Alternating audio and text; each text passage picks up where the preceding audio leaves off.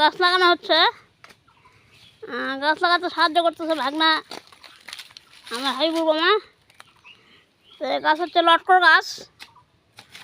হাইবুর লাগালো গাছটি, দেখা যাক আমার ভাগ্যে কেমন হয় গাছ। এই গাছটা যদি ভালো হয় গাছে চলে হাইবুর লটকো খাবে। যাও তোমার জন্য ফ্রি।